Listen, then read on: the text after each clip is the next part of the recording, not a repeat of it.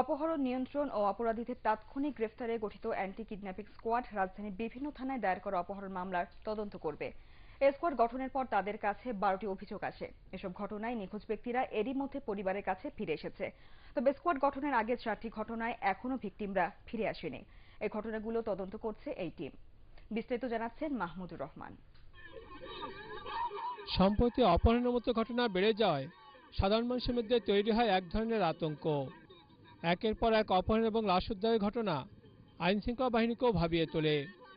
অপহরণ ঘটনার রহস্য উদ্ঘাটন এবং তার নিয়ন্ত্রণে 40 সদস্যের স্কোয়াড গঠন করে ঢাকা মহানগর পুলিশ। ডিবির এডিসি সানোয়ার হোসেনের নেতৃত্বে গঠিত স্কোয়াডে 10 দিনে 12টি অভিযোগ আসে। তদন্তে নামার পর এসব অভিযোগের নিখোঁজ ব্যক্তিরা পরিবারের কাছে ফিরে আসে। পূর্ব শত্রুতা এবং পারিবারিক বিরোধের কারণে এসব ঘটনা ঘটে বলে জানান স্কোয়াড প্রধান। পরিবার থেকে অপহরণের কথা বলা হলেও এর কোনোটি অপহরণ ছিল না বলে জানান তিনি। গঠনের আগে এবং পরের, তার মধ্যে গঠনের পরের বিষয়গুলোর মধ্যে যেহেতু সবগুলা ফেরত এসেছে, সবগুলা ব্যক্তি তাদের পরিবারের সাথে বা তাদের সাথে আমরা কথা বলে যে জিনিসটা বুঝেছি, এখানে সত্যিকার অর্থে যে অ্যাবডাকশন বা কিডন্যাপের যে বিষয়গুলো, এখানে কোনোটার মধ্যেই সেই ধরনের ইনগ্রেডিয়েন্ট সত্যিকার অর্থে আমরা পাইনি।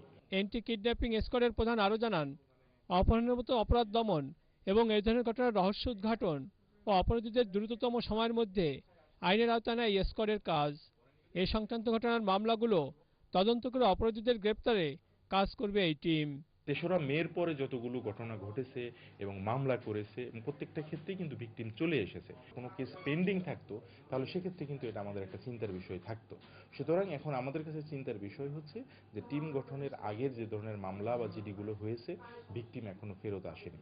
তো আমরা এই সংক্রান্ত বিষয়গুলো, যতগুলো কেস আছে সেগুলোকে কম্পাইলিং করতেছি এবং তার কিছু কিছু কেস যেটার মেরিট অনুসারে আমরা ডিবিতে নিয়ে এসে আমরা সেটা তদন্ত করে সেটা দেখব সে বিষয়টা কি, এবং সেক্ষেত্রে উদ্ধারের ব্যাপারে আমরা কার্যক্রম পরিচালনা করব।